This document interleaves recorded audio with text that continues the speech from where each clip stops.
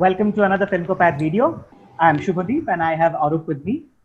This is a new segment, Connected Through Cinema, where we are connecting with YouTubers who present cinema-related content with vigor, honesty, and success.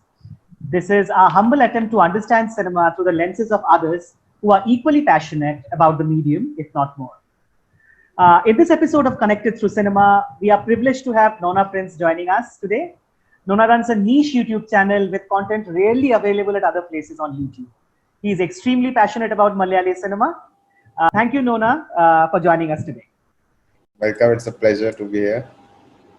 Before we go ahead with the topic, please tell us how your love affair with cinema began, which led to this channel and actually started appreciating cinema more. So tell us about a little bit of the backstory. Yeah, so I think I didn't grow up, in a household where cinema was a big thing. It was like most people, majority in India, it's still an occasion, used to go out and watch movies in theaters. So I never had, that love started very late in my life. And slowly, watching movies, watching shows, I had always had the feeling, what if this happened? What if that happened? And, I always wanted to talk about movies. And then 12th happened. I was not happy to do engineering at all. And then I started, I want to make a film. So I made a short film and then I got into this. I studied film animation and filmmaking. And, from before that, I think after 12th, I started the channel because I thought, let's, share my thoughts on, because I didn't want to sound like, I'm special or something, but I thought, I have something that people don't talk about movies. I want to talk about things and let people know, what I think. And that's how I started the channel. Wanted to discuss about movies, wanted to create a community where we just talk about, sometimes you find people like, dude, why do you care? It's just a film. And for me, it's not the case. I want to care about it because it's so great. And, it's just incredible feeling to live a life that you cannot, and, just explore something new. So I think that's how it all started. And I think because of the pandemic and even this year, I was totally focusing on the channel, trying to find different, movies. And, then I got into Malayalam cinema finally. That was, I think, the last I found it there. Do you plan to make movies in future? Like since you have already made a short film, do you plan to go full time into it? Definitely. If, I get a chance, maybe. But right now I'm focusing on YouTube. I have made a short film. I'm working on more short films and hopefully one day. Sure. Best of luck for that. Yeah, thanks. Today we will be discussing one of the most exciting contemporary filmmakers from India. His last 3 films have been uniquely fascinating experience for the audience, including us. And here we are, 2 YouTube channels connected through Lijo Jose Pellissery. Yes. And before we start ahead with the conversation, I would like to tell our Malayali viewers that there are spoilers ahead and our pronunciations are going to be wrong. So I ask for forgiveness right in the beginning. I don't know about Nona, maybe he is good with the pronunciations, but we are extremely bad. But we have love. We have love in our heart, and we love Malayali cinema. And we really love Lijo.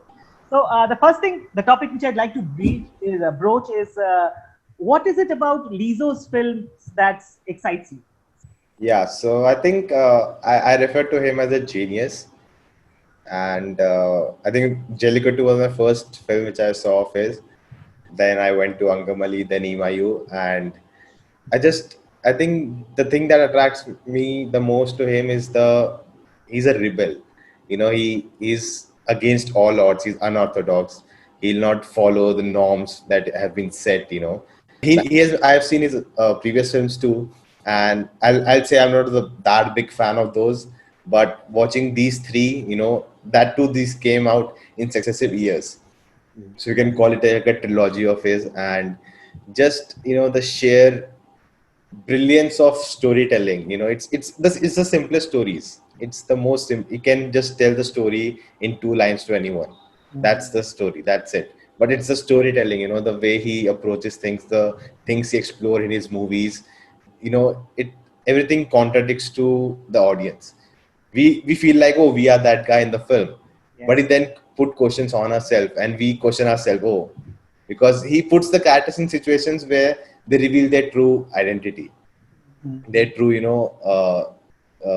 nature, human nature.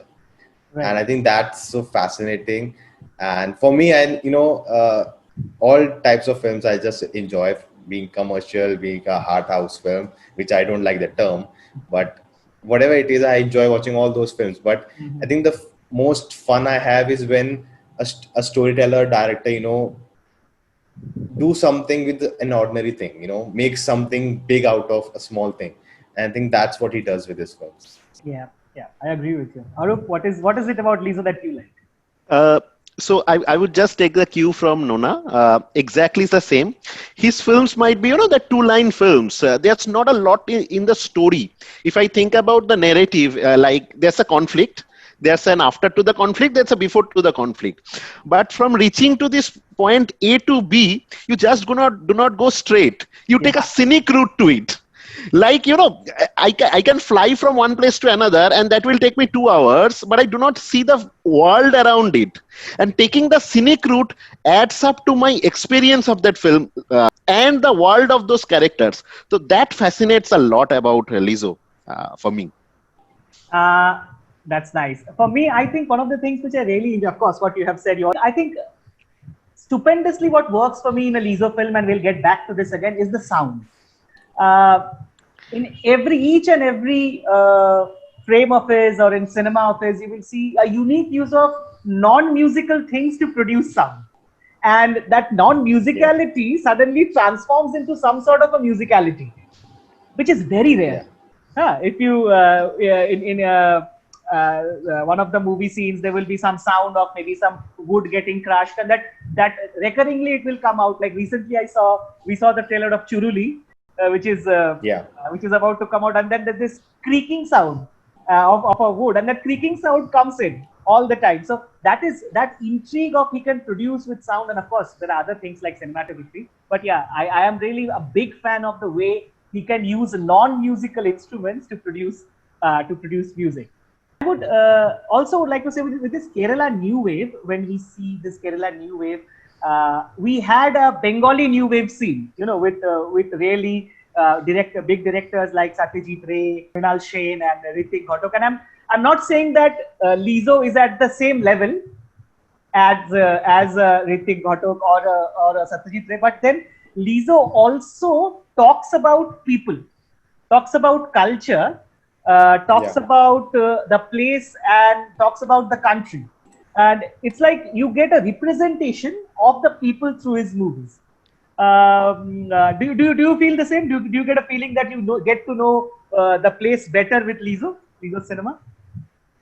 Definitely, I think the films are so rooted in the culture of that, the place, and there, if you think about it, can you remake it in other language and all? And I feel no, you cannot, because the story and the structure of the film is so unique to that place. It's not possible to recreate it somewhere else. It's not that kind of a storytelling. You cannot just recreate it and make a story in different language or something like that. I think that's what, and I think he uses those elements very uniquely. So and I think in a way he's kind of gifted, because not everyone has that elements in that culture or place that you can utilize and use them in your films. But he does, and he uses it. I've seen other Malayalam films too, and they try to make it for everyone around the world, but again it becomes normal. And I think recently I made a video, I talked about it, why it is so Malayalam cinema is so underrated, and they have to branch out. But the truth is, and a lot of comments said that they don't want it, because then it will become like any other big industry. They lose that the cultural thing they have right now. Right. I absolutely echo you, Nona, because I was hearing that Angamaly Diaries is planned to be remade in Hindi. But that's exactly the feeling I got, because Angamaly Diaries is not just about that characters and that story, about a bunch of people, what happened to them. It's the same about Angamaly, the town. And if you make it for Hindi, it has to be some other town, some other place, and that script might not be the same. It would be a different story. There are so many scenes, so many places where he is showing a character, he is giving time and space to a character or a sequence which does not add to the narrative otherwise, but it's just there to create that ambience, create that vibe. Yeah. I think apart from that also, if you see the representation of cinema in world cinema, like if I give an example of say an Asghar Farhadi or Kiarostami, they tell very rooted stories from their country, like Iran. Like, Yeah. and you get to feel that as a person who is sitting in India, or maybe somebody who is watching in the US or Canada, we do not know. But the humanity of the story is captured, although it is a very different story. Something like that will not happen to you. But the Yeah. universality comes from the rootedness itself, Yeah. which as you said, that a lot of filmmakers are remove that relatability to be more appealing to the wider audience. Yeah. Uh, but the relatability leads to the universality, which is beautiful in his cinema, actually. You know, that's where the, you know, the simple story comes in, right? If he's taking such a simple story that I'm sure anyone in the world who's, you know, watches world cinema, he'll love these films. I'm sure of that. But I know someone who's not from India, and his experience of Imayu, my favorite Malayalam film, Mm-hmm. is very different than mine, because there are still some cultural things as an Indian I would understand. Yeah, You know, the mother crying for the husband, you know, yeah. and she's inside sitting, and suddenly a new guest has come, and she comes out and, you know, try to make a scene. Yes. And that, I'm not from Kerala, but I know that, you know, that is very Indian thing to do. Mm-hmm. The daughter-in-law deciding what gold to wear. I don't have gold to wear. It's like, is it the time to think about that? But that is some Indian, like, uh, I don't think someone sitting abroad, you know, Western thinking, can relate to that. He'll find it amusing, definitely, but Mm-hmm. he'll not see that relativity factor. And for me, what I have learned throughout the years is that relatability changes the whole film for you. You know, if a film is relatable to you, maybe it's the worst film you have seen, but if it's relatable, you'll love it. You'll watch it again and again. And I think that's, you know, even for me, I get a lot of comments saying, you know, you'll not get it. It's the cultural thing. I've said that no, I didn't like this movie, and I pointed out what was the issues with it, and I got comments, no, you didn't get because you didn't relate to it, you don't get the culture. But I can understand them. You know, I can understand that relatability, because I have experienced it myself. That's a film which I loved, but someone else who doesn't relate to it just hates it. So I can understand how relatability can change a film for, you know, anyone. That's very true. And we might be in that sweet spot where we kind of relate to a lot of them, but maybe Yeah, not all of them. And we kind of have that, peep into their world and know more about them. I kind of feel I know that seashore place in Imayu. I know any other place near my near my house, or Angamaly as a town. So these small towns of Kerala, the metropolitans, the villages, the world and the people from those places, he makes them so close to us as an audience that you feel root, kind of sympathize with them, or rise and fall with them. That's what he makes out of his films. yeah. I think even you talked about, you know, how he incorporates the whole area. Like after watching the film, you feel like if I am there, I'll know where to go. You know, I'll find my way out. I think that's what he brings in the film. Yeah, so you get a piece of Angamaly with you, or a piece Yeah, of that. So you know that okay, Angamaly is like this. This person is going to sit here, have tea. This one is going to sit there and eat pork, and things are like you get a real understanding of how the people are there. I yeah, think. That's like something we do not know. I come to know, and very simple things like in Imayu, you have this tragic death in the family, and the son, the father has died. He might be able to see his father's face for only a few hours now, and he is running around. He is hardly at home. There's so many people roaming around the house, and they are taking decisions. He is kind of in the second row, and the first two are people who might have just not been there. He might have not spoken to them at all. And that's something we as Indians can relate to, right? That's yeah. something which happens in our culture as well. Instantly you feel connected and feel like, yes, I know what's happening in his mind and to this character. If you remember that scene in Angamaly Diaries, and I think there I thought maybe the whole universe is connected. All the films takes place in one universe, but there's a scene where in Angamaly Diaries, the two of the friends are at a funeral, and they are unable to put the Yeah. casket inside. Yeah, yeah, and they just break the hand, put it inside, close it, and shove it. yeah. And I think it's just, make creating scenes from situations you don't even think about. Yeah. Otherwise, the most tragic situation, he's creating humor out of that. Yeah, Yes. it's more like irony. Yes, yes. Yes, yes, it is. Like even in like Enima, you since you brought up that there's a scene where it's raining heavily and they want to put the coffin out, and poor fellow brought the coffin for 35,000 rupees Yeah, and it breaks. yeah, I mean, the tragedy. He wants to give the grand funeral, and the irony is that you spend so much money, and then at the end of it is breaking down. The shed which he has put, that comes down. So obviously, it talks that the way you talked about. It's actually he captures the irony so beautifully, and you as an audience are in a situation that whether I should laugh, you are also afraid to laugh yeah, yourself. You kind of think whether I should laugh at that moment, and then after some time you feel laughter is the only response you can have from this moment. If you are standing here, had yeah, you been inside the crowd, you might have thought differently. But from this audience perspective, you doubt, but laughter might be the only response, and yeah, that's the exact response he might be looking at, kind of revealing the hypocrisies, the ironies, the idiosyncrasies all around. definitely.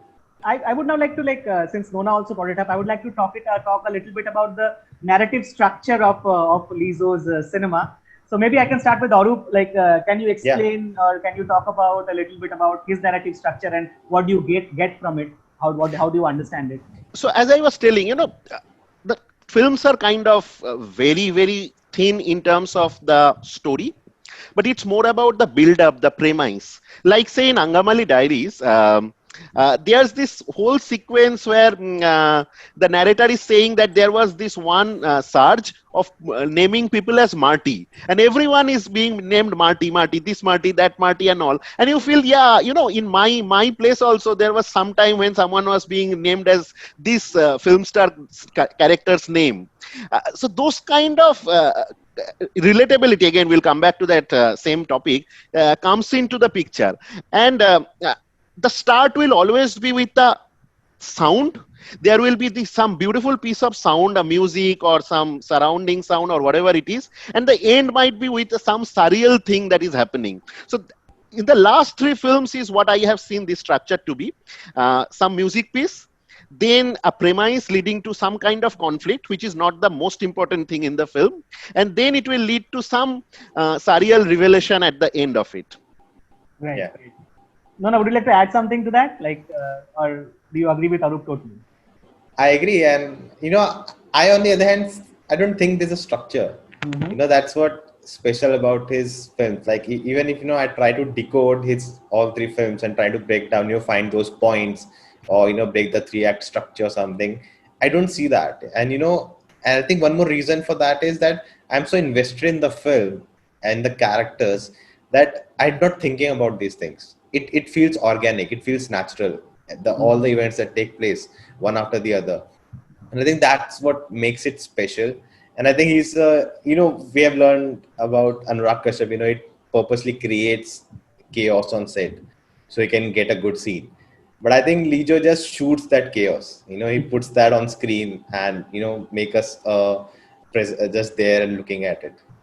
Yeah, I think it will be criminal not to talk about his DOP, Girish Gangadharan, and I think I was just watching one of his interviews with on Film Companion, and he talked about that. Okay, I have a certain thought in my head that this shot is going to be like this, and I just tell Girish to do it, and Girish is running through the camera with whatever is happening. So that brings me to the another segment. I think one of the most intriguing segments of Lijo's cinema, the chaos. Yeah. So specifically in the last three films, you will always find chaotic sequences, and of course, who can forget the 11-minute one-shot climax of Angamaly Diaries? Would you like to talk about that a little bit, Nona? I think it's just I just want to see behind the scenes what happened. I can watch a whole film about that sequence, how he did it, how many times they practiced. Because even I don't know if it's a mistake or something, but even in the cut, if you see, while I think they're going back to the house, someone hits the camera. Yeah. Some guy hits the camera and he moves and they just run away. And I think it's so natural, you know. I don't see it as a mistake, you know. I see it as natural as it, because the camera is me, you know. I'm walking through the crowd, so I'll get, you know, pushed by here and there. So it makes sense. And it's just so well done, because we talk about, you know, they are so difficult, they have to plan so much. You know, there's Birdman, there's 1917 now. I've not watched it yet, but I've heard a lot about it. So it's just a big thing, but how natural and, you know, easy it looks the way he did, because it feels like it's, you know, it's me with the webcam, just, you know, just a camera and just moving around the street. That's it. It's so organic, and him having, you know, so many extras there, how he did it, you know, it's just it's a nightmare for people, you know, to even have 10 people on set who don't know what they're doing. So I don't know what else to say. Yeah, I think that absolutely makes sense also. Say, suppose you are the witness, you know, the dumb witness who is following these characters. Yeah. And in that scenario you are in, there's a festival going around, there are so many people, half of them drunk, actually most of them drunk, you will get hit. If you are an individual who is following these characters, you will get hit. So that camera getting hit and, you know, it shifts its position is absolutely organic and is absolutely more relatable as well. I would like to talk about another scene in Angamaly itself. If you remember, during the beginning of the scene, beginning of the cinema, there is this four guys who are planning to beat up Pepe, and they are planning, and that is an elaborate planning for 10-15 minutes. And they're talking about they are eating python and all those things are happening over there. And when they enter the club and they start talking, and I think they kiss one of the guys who is dressed as a girl or something, and then suddenly the Jesus kicks the guy, and total chaos. There's total chaos. All of them are coming through the stairs, and somebody's are falling. People are pushing. Jesus is fighting. So, so I find it. I have never seen anything like that. Actually, I do not say that I have seen a lot of cinema. But what I have seen of Indian cinema, this is so unique. The way he handles these shots, and you feel as if you are the fly on the wall, as if it is happening around you. So, so you are also in that bar and you are seeing the fighting. So extremely intriguing, and the way it is shot. We spoke about these two action scenes from Angamaly. I actually, you know, love that one as well, where they are all on in the corridor. So there's this lodge next to the station, and two groups are coming from two directions. They kind of on the verge of collision, and then they, you know, diffuse away. That also I love. You know, they first show it on the from the corridor, and then there's this shot showing the whole corridor from a distance. I love that one as well. Yeah, as a train is passing. Yeah, as a train is passing, right. You know, that's what he builds up things which, you know, you have seen movies that this will happen now. You know, the epic scene is coming, but he just breaks it off. Like there was another one where these guys are waiting for a person to come out. We are expecting some action, then this person falls off. There's some scissor, and there's nothing happening. They just recede away. Yeah. Let us talk about, I think this is one of the most difficult aspects of his cinema. The end sequences, the surrealism he brings in. Yeah. In all his cinema. So if you look at I think your favorite movie, R.I.P., there is this end sequence where they are waiting, the persons are waiting, and two boats are coming, and there is this beautiful crescendo of music happening. Tell us something about how did you appreciate that scene? What was your takeaway from that scene? I think that was the most debatable. Actually, we did a live on the film, and we were talking about what that scene meant, and everyone had their different ideas. And you know, we saw those two characters, you know, throughout the film, and we don't know what's happening with them. But at the end, we see that, and there are so many meanings to that scene. Everyone has a different meaning to it. Yes. You know, why someone is in white, someone is in black. Boats are coming from different directions. What is going to happen? One guy has a duck, one guy has a dog. You know, is a duck going to heaven or hell? Is a dog going heaven to hell? Because the dog was with that person who died, right? Yeah. And who's going where? You know, what are you trying to say? Who deserved it and who doesn't? So it raises so many questions, but he doesn't answer anything. I think as soon as the boats hit the shore, right, so it's cut, it's down, and it's for you to think about. And I think that's one of the things, you know, you want the audience to think after watching something. Right. Very open to interpretation. All his movies, he will not really spoon feed you, really. Or what's your takeaway from that scene, the one which we were talking about? I kind of felt again, that at the end of all of it, whatever you have been doing, be the grave digger or the person who has bought a 35,000 worth coffin, who can afford a 35,000 worth coffin, maybe, we end up in the same shore. The duck is something which was bought to, cut and slice in one go. And the dog has been a pet for years, maybe. And we at the end up in the same place, maybe, taking up the same boat to wherever it is. Yes, it's of course left out to interpretation. That was my takeaway. But I think, if there's another one, that will be an equally strong, equally powerful interpretation as well. Mm-hmm. And that's the best part of it. You take it in your own way, like it in your own way. Yeah. Really interesting. Arup, what is your take on the commentary on religion, which Lijo does generally? Do you have any view? Yes. That's something I kind of read from his films. That say the vigour character, Dilesh Pothan's character in R.I.P. He's showing he is a fan of Poirot, and he's kind of having a sense of some foul play. Similarly, we see if I can talk about Amen, his earlier film, we have again a father from the church who is actually dominating the community.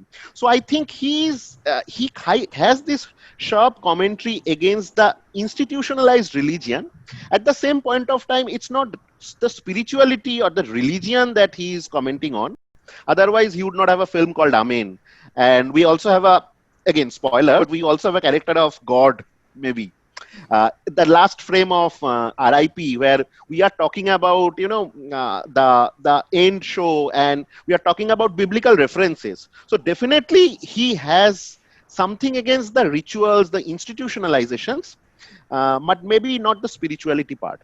But when I come to Jallikattu, I think I find a much more infuriated Lijo. Rather than what I had in the earlier two films. I feel he's much more strong, much more rebel, as Nona started with. There must be reasons, Definitely, he targets the malpractices, in the name of religion. I see even in Amen he does that, and something what I liked in Ima is that he could have that a priest with ego, right? He could have that like he had in Amen, but he added that thing of him reading detective novels and him trying to solve a case, giving that character also that he's bored of what he's doing. Right. Yes. He's not doing it in the name of God. He's doing it because he has to, and he's not enjoying it. When he's trying to create, some masala in his life by what's happening around him. Right. He's also, seeking an escape from this. I think that's how I see that. I think that's very profound, actually. The character building is quite contrasting, like say this character in Angamaly, who one of the guys, Ravi, I think the name was, the lean guy who had stabbed Babuji, under which group Pepe was. We see the first frame of this guy as a killer. This guy has killed someone. He's going to jail. This guy will, bomb their pork shop. And this is the same guy who is more pushing on doing the compromise, setting up the negotiation between them based on money. And he is actually later in the film telling, you do not have to go and fight always. Let's sort it out. Let's have some beers and liquor together. That's not the conventional character you see from a first frame. The character we have been expecting is not the character he turns out to be at the end of the film. So that is very intriguing, the way Lijo brings up this character. They feel more rooted, not the black and white ones you would see in any other movie. Yes. I think we are trained, from the beginning of the characters in the movies have to be this or that, right or wrong, black and white, and they cannot, lose their morals, their beliefs. They represent that, and I think that's what this film breaks, because in reality no one wants to get killed or, take revenge or something like Absolutely. that. They just want to move with their life. Yes. Just end this, just have this. And at the end, in the beginning, we feel like the story is about revenge. If you have seen Vada Chennai, Yes. yeah, so in that also, you feel like you are watching a Vada Chennai in Malayalam, basically, because they'll take revenge for killing their leader. But at the end, they're friends. They're partying together. They went through all of that struggle. Everything happens. The villains become solving issues between everyone, and they become friends. They're having a drink because, in reality, that's what happens. There's no a person having just stance and he'll do anything to defend that stance. What we, see maybe in a superhero film, that, each character is symbolic to what he believes in. Yeah. And I think Lijo breaks that. He brings us that it's all humans, and we all do that. We Yeah, Does change, break convention. we change our opinions, based on the situation we are in. I think really that the humanity of the characters is what he really brings in. Like you say yourself said that in again R.I.P. The husband died and she's almost asleep, and when the vicar enters, she just wakes up and starts crying. And even when the his daughter-in-law's family member come during the crying, she's saying he did not take any dowry and all these things. So if you see from that way. No character in his movie is outright good or outright evil, which Yeah. makes it so much more relatable to each one of us who is watching that. I would like to ask you now about of these three movies which we have been talking about, like Angamaly and Jallikattu and Imayu. Take us through your favorite scenes from each of these movies and tell us why do you like those scenes. I think the scene with the well that they try to bring the Yes. buffalo up and then it runs away again. I think that was pretty funny. Yeah. And I think there's one scene, where the women in the town, the village, are I think cooking near the river, and the men are just running around, and the women don't care about them. And I think someone asked Lijo, why there are no women in the film, and he said, they are sensible people. Women are sensible. They know there's no use of running around an animal in the forest, so they are sensible. Men are not. I think that was a good one. Then Angamaly, I think the last part, the whole 11-minute sequence has to be the one. I know there's one more thing after. I think the end of that film, he juxtaposed the scene of a piglet being born just Yes. after the climax. And I'm still wondering, what he was trying to do with that. And the editing choices he makes, the one scene next cut to what next scene comes. There's something, he's trying to connect. We have to connect the dots, but he's trying to say something there too. And I've seen, caught that a lot of times, in his edits, but I'm not sure if I can, comprehend what it is. And I think Imayu is the last climax scene, when he hells fall apart and the whole sequence. Oh, that's awesome. Arup, you cannot take these three scenes now, so you have to take three different scenes and tell us what do you like. I'm sorry. Jallikattu, that scene, Nona spoke about is marvelous. It feels like a performance rather than a scene. When this guy is coming down to kind of bully the bull, get him tied to the tires and the ropes. If I have to take another scene from Jallikattu, not from the that one scene, you remember, we are having this cliff-like structure with trees, and we are seeing so many torches slowly coming down. I felt, that kind of, it was such a beautiful film. We have eerie music at the background, and we have so many light. It feels like fireflies. They are all running down the cliff.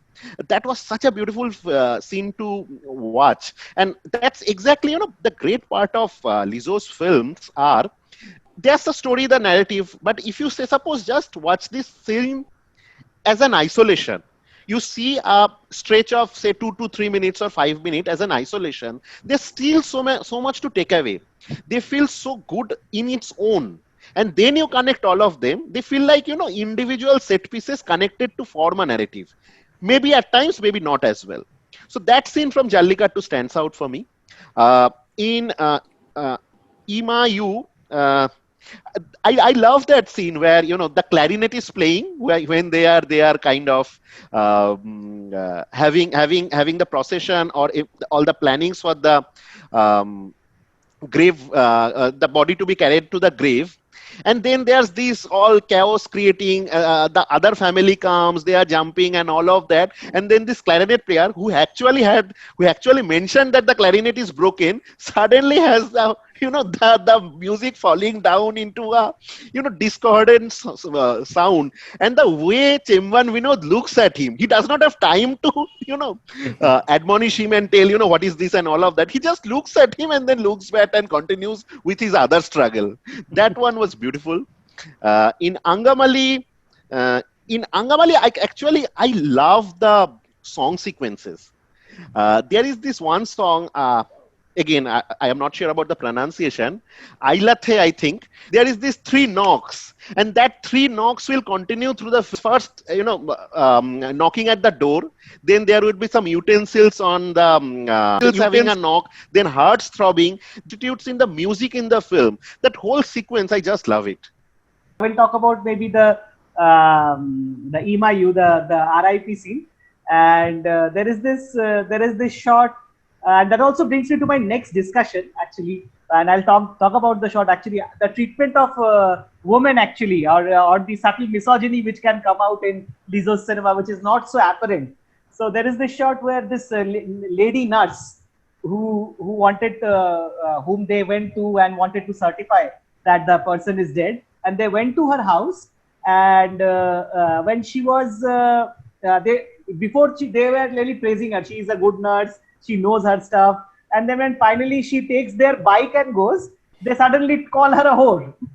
Yeah. because then it is not expected. It is so subtle that okay, when she is out of the house and she is equal to the person, she can ride a bike and she can take me on your world, then she's suddenly a whore. Till before that, she's a great person. So I really enjoyed that sequence when it is very subtle, but it really talks a lot about the male psyche, very beautifully. Nona, anything comes to your mind about the treatment of misogyny in his movies? I think in Angamaly, there's this whole love angle, but the way it's treated, like he falls in love in childhood, it doesn't work out, of course. Mm-hmm. Then he finds another girl, it's a soulmate, he'll leave with her to Germany, I think they're going. Mm-hmm. And then again, it's not working out. And the third time, a woman who's always there in his life, and he never thought about like that, and she comes and proposes to him. Yeah. And then it's a very, first of all, it's a unique thing that the love didn't work out. The soulmate thing doesn't work out, and that's the truth. And life doesn't stop. You just move on. You don't need to become Arjun Reddy. Yeah. And the way, again, her proposing to him, she taking the step instead of him.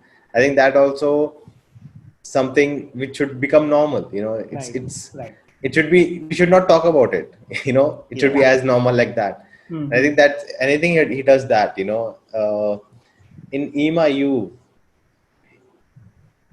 I think when the sister's boyfriend tried to take advantage of her in that situation, she steps up and says no. Yes.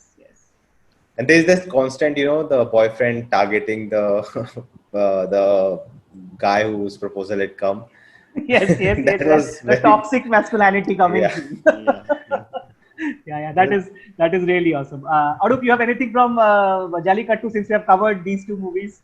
Anything? Jallikattu, as I was telling, Jallikattu, all these ones which we spoke about, they're subtle. Mm-hmm.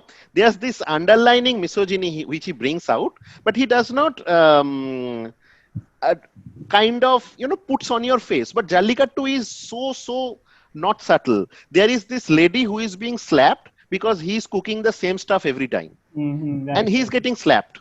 There is this lady, the meat owner's sister, I think, whom to whom this person comes, and he tells that he will not be returning home, he would be late because we are chasing this bull, and then he tries to take advantage of her. She pushes her away, and then she goes. Like, it's normal to suddenly go and have a physical intimacy with a lady without asking for a permission. That seems so normal for that town, and that is the town that we are looking at. That horde mentality that Jallikattu gives is perhaps the underlying message, or the underlying commentary which is put forward in the whole film at the end of it.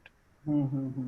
When we talk about Jallikattu, I think we have to talk about the end sequence of Jallikattu, where they are all like, the person is above the bull and everybody else is coming, and they are like one above another, one above another. It's a visual spectacle, actually. And what do you think about that? What do you think about that particular scene? And I think, yeah. Yeah, the more I think exciting thing was what followed after that scene. The caveman. Yeah. I think that was more exciting to me. Some people complain that I think that was spoon feeding, but I feel that was a good scene to add. And because I don't believe in elitism. That a film only an intellectual can watch a film. Even if adding that scene makes it watchable for more people than just people who can understand cinema. I think that's a good thing. And I think he has done that with his films. As he is growing, he wants more people to watch his cinema. He's not dumbing down. He's not doing that, but he's cleverly, including things which will make someone, understand something. People who cannot understand, they'll not able to understand what that last scene was. And even, the scene you talked about, him forcing onto her, that scene also adds to the primitiveness of caveman era, right? Yep. That also, it's like, as the film progresses, it's just we are going back to that. That's right. There are two men fighting like beasts over a woman. That's the backstory of that guy who comes up, who is brought into the town back to kill the bull or catch the bull. And we have that scene, there's mud water and they're standing against each other, fighting like anything over a woman. Amazing. And just to add to that last scene, I thought, I would agree with Nona on that, that adds up, even if it is something which a lot of people might have got before, but it adds to the spectacle. And think about the begin scene as well. The film starts with it's dawn, it's morning, everyone is waking up. We have so many shots of people's eyes being open. And by the end of the film, we realize eyes are hardly open. We are back to being, in the caveman era only. So that way, it kind of, connects the loop from where the film started. And that has a meaning in itself. Yeah. That's very interesting, actually. Now, I would like to ask both of you, and I have been really intrigued by this, and I want to understand this.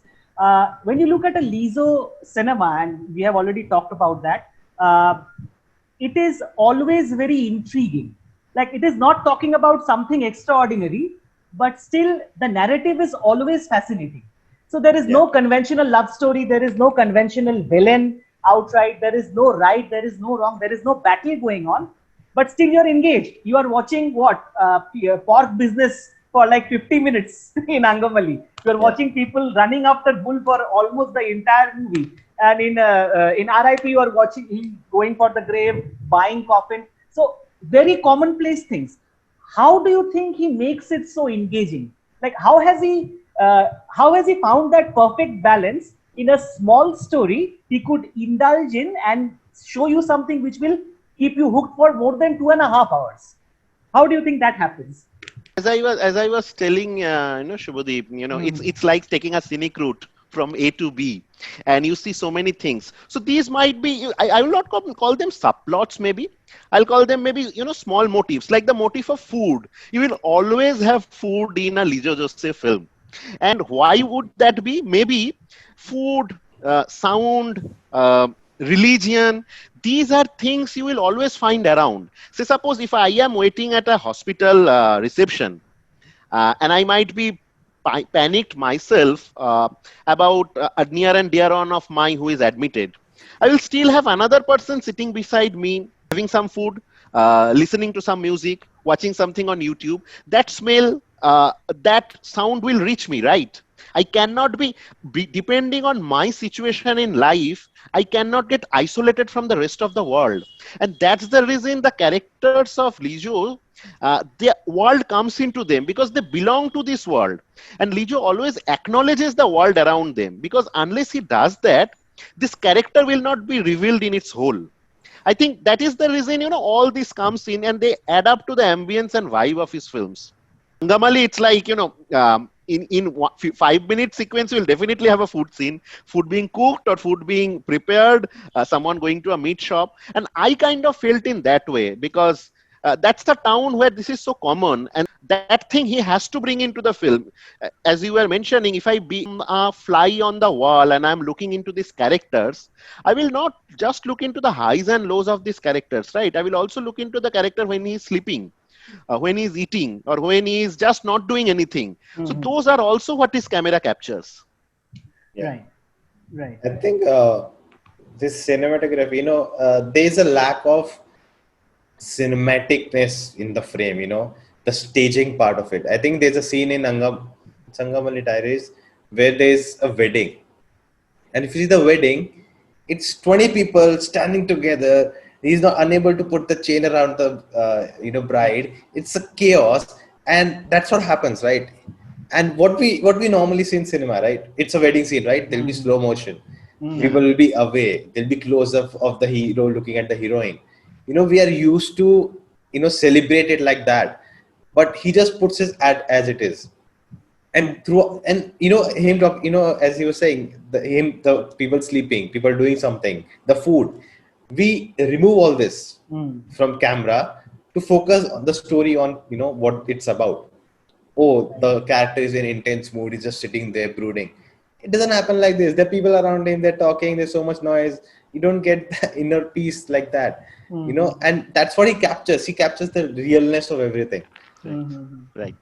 That's maybe what makes it intriguing for us also when we are watching his cinema. I think since both of you mentioned Angamaly, suddenly a thought came to mind. Even food is part of his narrative in Angamaly, because when Pepe is describing a scene, he's saying that my first girlfriend, it was with tapioca and egg, and tapioca and egg work very well. But then when she goes abroad, then instead of tapioca, if you take pork and egg, that works even better. So if you see the examples, the metaphor which he uses with food to relate, that's extremely interesting. Same with the music, I think. Same with the sound which he uses, specifically in Jallikattu. There's the initial sequence of G. If you see if you see it there, and then that initially, what Arup was also talking about, that if you watch a scene, if you just watch the beginning sequence of a Lijo movie, you take something back from it. Think about he is very famous for his chaotic shots, but think about the still shot from Imayu, like just the beginning when a funeral is going and the waves are crashing. And you can see that it's just the procession and it went away. And then also you gather something from it, from whatever is happening. So although I think people appreciate his chaos, but his stillness is also equally beautiful. And that's why maybe the contrast, right? Yes. The contrast. Even if you notice, I'm sorry. No, even if you notice, the procession scene. Yes. It's the same thing what he promised his father too. That's how the funeral I promised. He promised him, and that's what the first scene was. That is so true. Yes, that's a beautiful scene, that one. And maybe because it's so different than the whole film, the still sequence, you can say maybe it's a dream. It's something, while he slept, he dreamt of, that's how it was the promised thing I'll do for my father. Could be. Yes, very well could be. So I think, he can actually create that balance and create that, a person who is watching it, he generates that interest in the person because of the things which he can do. Before we close this, I would like to know from, again, both of you, what are the other, I have watched only these 3 movies. If you have watched any other, and how did you find it? Any other things which hit you while watching other movies other than the 3 which are talking about? Arup or Nona, anyone? Yeah, I think I have seen Amen other than these three, and that is very, very culturally rooted. And there are some things which maybe I'm not happy with or something I didn't like, but it's a good, again, it's a kind of satire. Again, it's comedy. There's a lot of it's a musical actually in a way, and again he does a it's very different than anything else, but it's not the best of his. I think as he's ages, he's making better films. That's my take on that. I feel actually exactly the same about Amin. Of course, it had Fahad Fasil. And I love Fahad, so Yeah. that's an addition. But Amin has few scenes of sheer brilliance. If I talk about the camera, there are very very interesting subtext. But again, it's not the greatest editing, I would think. It's unique, but it will leave you wanting. Is what I felt about it. I have watched this film, Double Barrel. Yeah. It's very experimental. It's kind of a comic book film, but I think it's too much. The spoofs or the set piece one after set piece of suggestive humor. It's a bit too much, is what I felt. I really do not like it that much. I have also watched this movie. City of God. City of God. City of God. I watched it. It's experimental. It's kind of the characters. There are a few characters, four to six characters. They kind of keep on coming across each other, and eventually the narrative takes place from there. But a lot of these aspects of Lijo's work that we have been discussing this far, in the last three films, they were not much in those films, the earlier films. So I feel those films like an Amen or a City of God or not as much of Double Barrel, I would say, but at least Amen and City of God, they are not bad films. They are good films. They are watchable. Not that I did not enjoy them. I did enjoy them. But it does not stand out when I talk about a Jallikattu or a Imayu or a Angamaly. They are miles apart. That's when I watch an Angamaly diary, I would think about who is this guy. I want to watch the next film of his. I want to check out what other films he has made. That's not a feeling you might be getting from a City of God or an Amen, is my take. Yeah. I think for Amen, the first thing that comes to my mind is how good the camera work was. Yes. And if that's the first thing, about a film that comes to my mind is, then something is wrong, that's how I take it. Yeah. I think if we keep talking about Lijo, then we'll keep talking for 2 hours, 3 hours. Because he's such a filmmaker, he's such an intriguing person. I think we have reached a point where we could end this discussion. So closing remarks on Lijo. Nona, one-line remark, and Arup also one-line remark. I think he's a genius and cannot wait for his next films. Nice. What Same about you? here, waiting eagerly for Churuli when it will come up, and I hope the theaters open by them, because these are films to watch on theaters. I really would not love watching it on my mobile or on my laptop. I want a full cinema hall experience when I go to watch a Lijo Jose film. Yeah. Yeah, I think he's working on the VR thing with that film if cinemas don't open. Like Okay. they're open, but yeah, he's working on VR, I think. Well, that's awesome. That's That's good. good to know.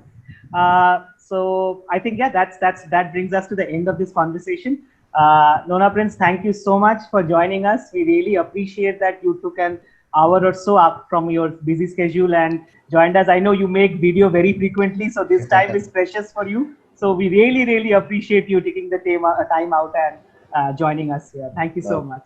Thank you for having me. Like it's just I want to talk about movies. What else I want? All right. Thank you so much, Thank you. Nona.